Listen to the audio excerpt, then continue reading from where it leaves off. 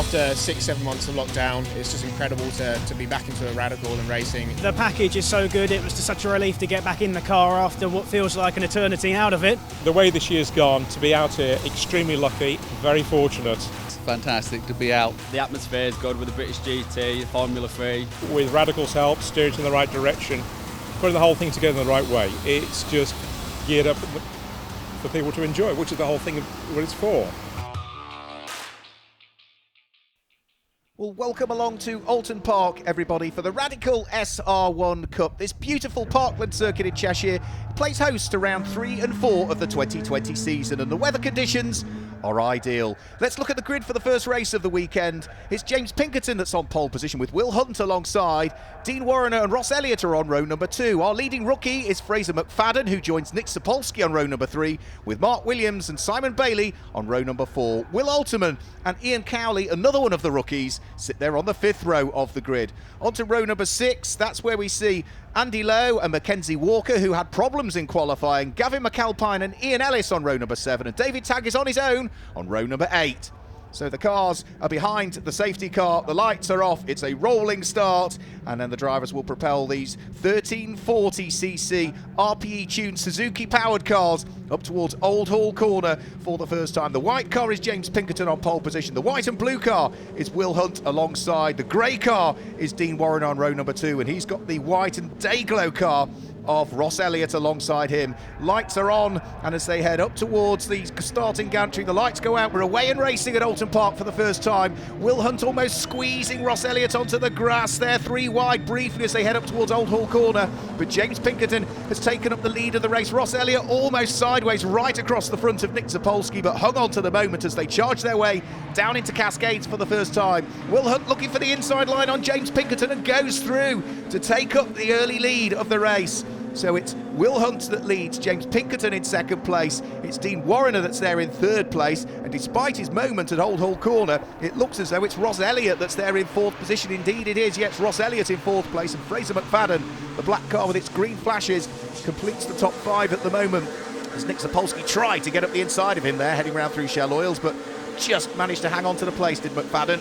So they head out of Shell Oils Corner, up towards Britain's, and then over Hilltop for the first time. Will Hunt leading the race, being shadowed all of the way by James Pinkerton. He jinks out just to try and show the nose of the car to Will Hunt, but the estate agent from Brighton is having none of it at this stage. The man who finished 4th in the championship standings last year, Will Hunt, 3rd the year before, leads the first race of the weekend here at Oulton Park.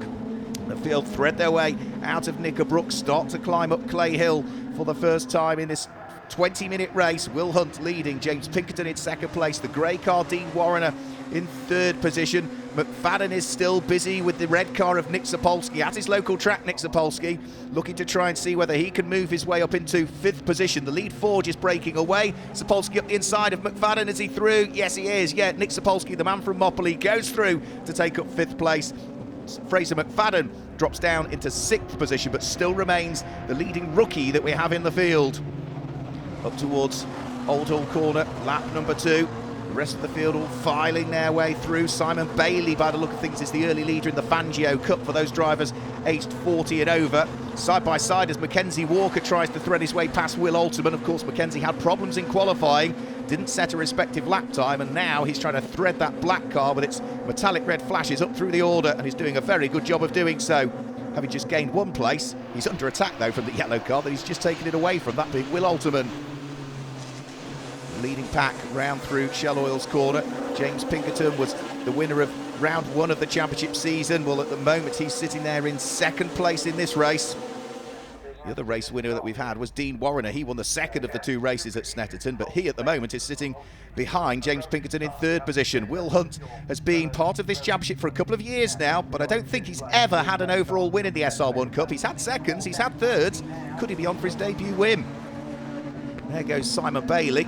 He is leading the Fangio Cup at the moment, but he's got Mark Williams right behind him. Williams is under attack from Mackenzie Walker, who's still trying to thread his way up through the order after that problem in qualifying, and he's got a good run here on the Scotsman, the man from Dalkeith. Can he go through? Well, Druitt isn't really an overtaking opportunity, but that's not going to stop Mackenzie Walker at least trying to have a go up the inside. Can't quite do it. Mark Williams just gets the door closed in time, but Mackenzie Walker might have another opportunity at this corner here, Lodge.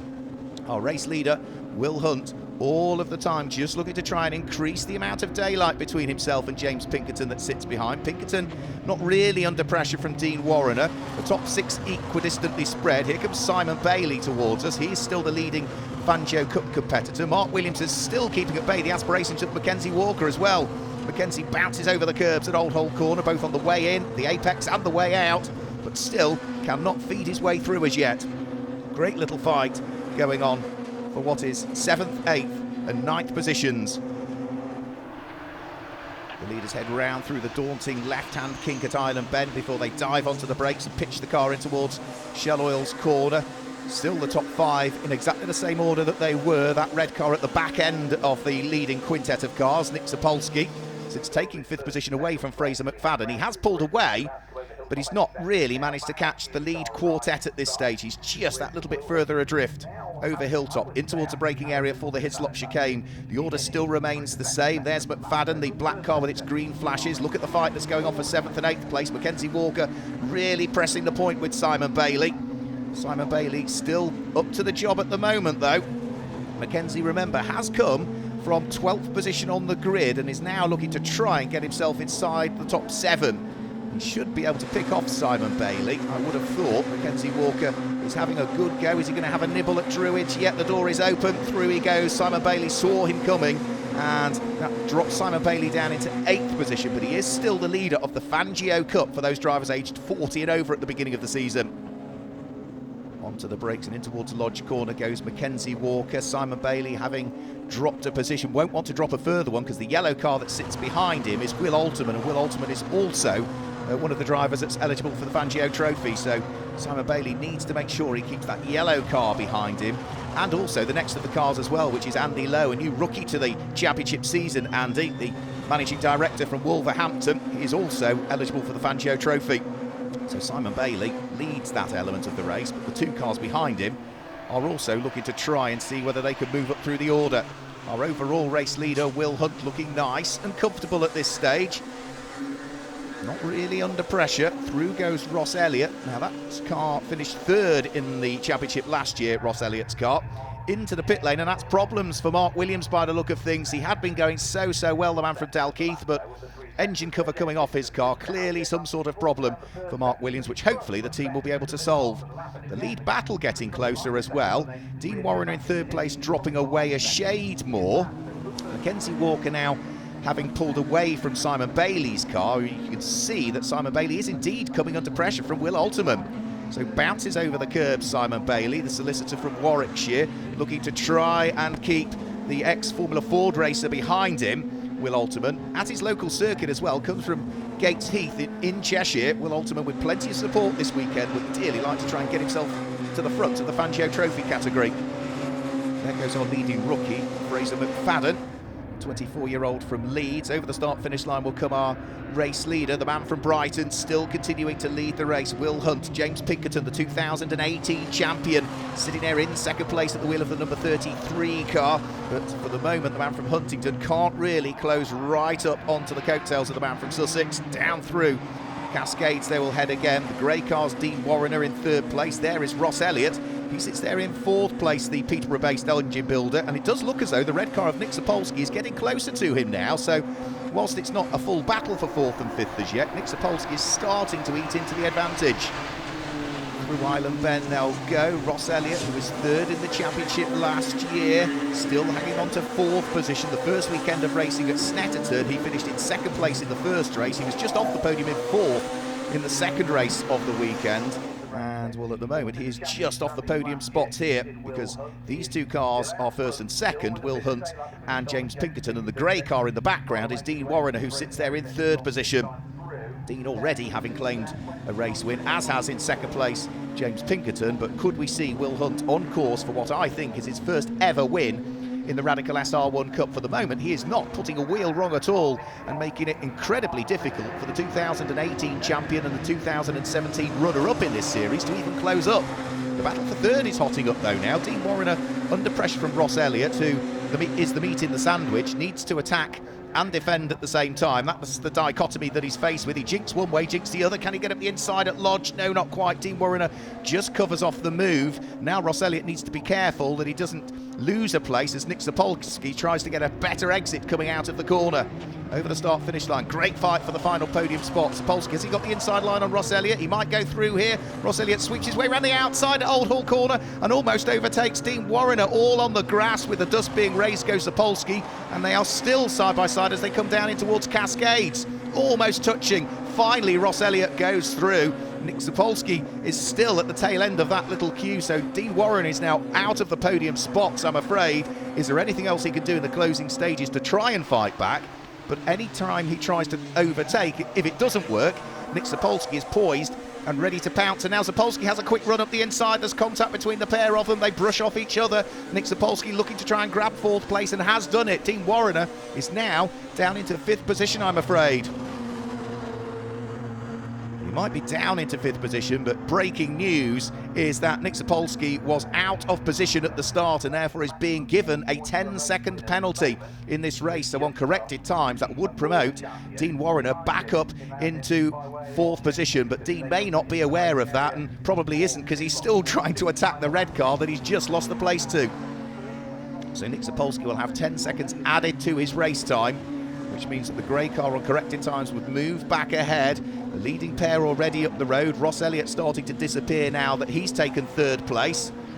So Will Hunt, James Pinkerton, Ross Elliott, the top three. Here comes the battle for fourth. Nick Sapolsky fourth on the road, ahead of Dean Warriner, but on corrected times that order would shuffle around. And it may well be that neither Nick Sapolsky or Dean Warriner are aware. You can see in the background still is our leading rookie, which is Fraser McFadden, going beautifully well. As they head out of Lodge Corner, over the start-finish line goes the leading pair, and again it looks though Will Hunt has pulled away from James Pinkerton. Ross Elliott pulling away all of the time. Nick Sapolsky at his local track sitting there fourth on the road, but Dean Warriner is in fifth place. Number 42, Ian Ellis, heads up towards the braking area for Lodge Corner. Behind him is Ian Cowley, the man from Lichfield. Ian Cowley, a rookie in this championship for this year, and is looking to try and see what he might be able to do to stay on terms with the former Formula Ford 1600 racer Ian Ellis that sits directly ahead of him. Ian also at his local circuit comes from Prestbury in Cheshire. So Nick Sapolsky in his newly acquired fourth place heads up towards Shell Oil's corner. It looks as though Dean Warriner in the grey car is just dropping away a little bit now. Number 17 is Gavin McAlpine, back for his third season of racing in the Radical SR1 Cup. Good to see Gavin back in it. And this is Simon Bailey, who is now coming under pressure from Andy Lowe. Simon Bailey had been leading and still is just about leading the Fangio Trophy element of the race.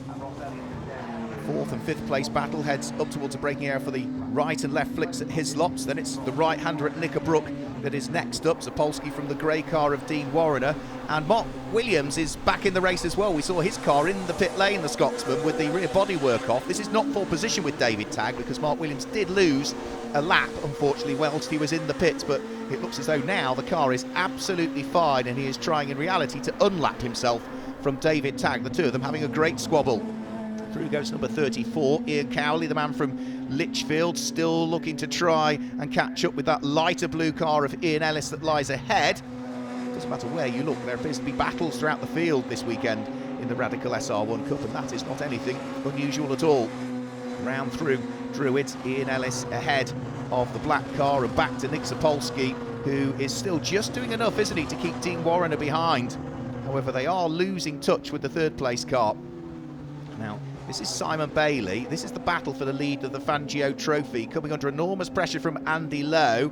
Will Alterman has now dropped to third in the Fangio Trophy. He's the yellow car that's just in the background of the shot, but this is first, second and third of the Fangio Trophy competitors. That is for drivers aged 40 and over at the beginning of the season, but they're all pushing as hard as they can, these 182 brake horsepower cars, which only weigh 490 kilos as well, so power to weight is big. And there's a mistake all through the gravel. Is he going to hang on to it? Bounces over the curbs and then into the barriers, and I'm afraid that's positions lost for Andy Lowe. I wouldn't have thought there'll be a great deal of anything other than cosmetic damage to the car, so he should be able to continue.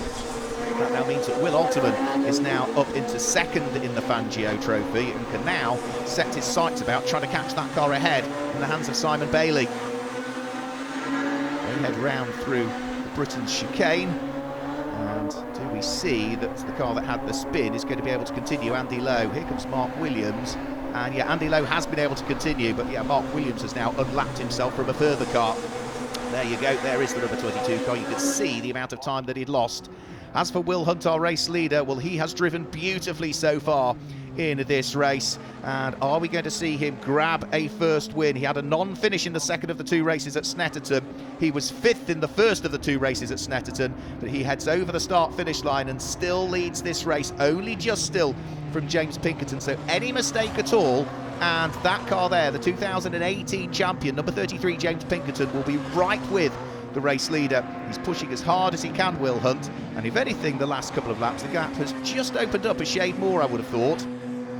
Out of Cascades, along the straight at Lakeside, up towards that sweeping left-hand bend at Island they will go. The lead battle in the Fangio Trophy continuing to hot up as well. Simon Bailey still under pressure from Will Alterman, but the man from Gatesheath in Cheshire cannot just as yet catch fully the man from Warwickshire that leads that element of the race, Simon Bailey. Will Alterman is pushing hard though at the wheel of that 68 car. Out of Cascades, start to head along the Lakeside and up towards Island Bend. From there it's onto the brakes and through the right-hand hairpin at Shell Oils. So through Island, up towards the braking point for Shell Oils corner. Simon Bailey still just about hanging on to it. He secured Fangio Trophy top honours in the first of the two races at Snetterton. Mark Williams, who has had those problems in the pits in this race, won the Fangio Trophy in the second of the two races. So for Will Alterman, he would really like to see what he might be able to do. He's running with good pace this weekend here in Cheshire at Oulton Park, but can he do anything about closing the gap first of all on Simon Bailey and then seeing whether he can unlock the door to the lead of the Fangio Trophy category? Through Hislops, up towards the right-hand kink at Knickerbrook, then they start to climb uphill through the sweeping left-hander. Clay Hill is where they're heading up to next, and then up towards Druids, are very, very fast. It's almost a double apex right-hander, Druids. So there you can see the first curbs on the first apex, and then there's another set of curbing on the second apex, and then from there under the Warwick Bridge and in towards the braking area for Lodge Corner, with Will Alterman still just too far away on Simon Bailey. The gap will close up on the brakes, but he is just too far away to do anything about it as yet, and time, I'm afraid, is running out for Will Alterman. If he's going to do anything, he needs to crack on with it, and crack on with it quickly. He's having a good go now on the run up towards Old Hall Corner as they head now onto the last lap of the race. Simon Bailey clinging on to the lead of the Fangio Trophy category. This is 8th and 9th place overall in the race, and Will Alterman will now have to try and decide as to what he's going to do. Is there going to be any opportunity for him at all to draw himself alongside Simon Bailey, or has Simon Bailey got everything covered off? For the moment, he's driving nice and neat and cleanly, Simon Bailey, despite the pressure that he's having to soak up. Up towards the braking area for Hislops for the final time, the leading pair. Now James Pinkerton has closed in again on Will Hunt over the course of the last lap or so, but there's only a couple of corners to go now really, so as long as Will Hunt is neat and tidy through Druids and make sure he gets on the brakes at the right point for Lodge Corner, it looks as though Will Hunt is on for his first win of the 2020 season, and what I'm sure is his first ever win in the Radical SR1 Cup. Out of Druids, one more corner to go. Will Hunt has got still James Pinkerton behind him, but he's nice and clean onto the brakes. He's cleanly off the final corner, and there's nothing that James Pinkerton can do about Will Hunt. He's going to come through and claim his first win of the 2020 season in the Radical SR1 Cup. He looks chuffed with that, doesn't he? And rightly so. Will Hunt claims the win. James Pinkerton comes through in second position for the 2018 champion. It looks as though the Fangio Trophy is just about going to go the way of Simon Bailey, but Will Alterman is still not too far behind, and any slip up at all in the final corner might just allow the yellow car of Will Alterman to grab the position.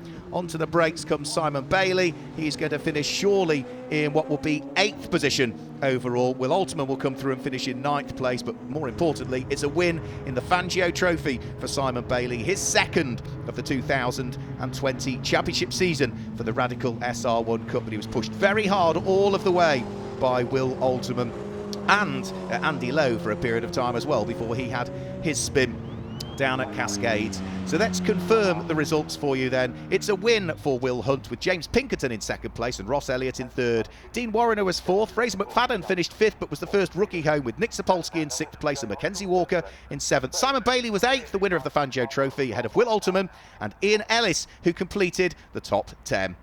Just outside of the top 10, though, it was Ian Cowley in 11th place, Andy Lowe in 12th, David Tagg, Gavin McAlpine and Mark Williams were the last of the finishers.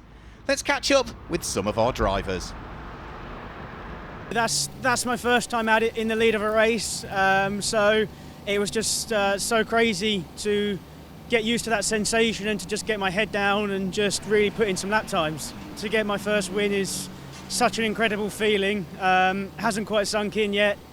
And yeah, just overall, just so grateful. Thanks to the team, thanks to Radical for getting us racing this year, and that's one half of the job done this weekend for sure. Obviously a little bit disappointing to qualify on pole and drop down to second, but it was a really good race. Will's found some pace, definitely more pace in the car and myself to find, so hopefully we can find some more pace for the second race. I managed to pass Mark Williams, who is leading, who got best time in quali for the Fangio. So I managed to pass him just before a Shell Oils corner and just held it off there. And then we had a number of guys behind, but managed to hold it all the way through. Ended up P1 for Fangio, and I think 8th overall. So that's ended up as my second win this season. So very happy to potentially be leading the Fangio now. Well, I qualified 5th, managed to lose the place, but then I've gained it back, so we ended up in 5th. Good race overall. I was just behind the top pack. Won the rookie class, which is a good result. Obviously, it's my best result so far in the series. Well, that was a great way to start the weekend for the Radical SR1 Cup here at Oulton Park. But don't forget, race 2 will be coming up very shortly, so keep your eye on our social media channels and we'll bring you all of the action from race 2 of the weekend.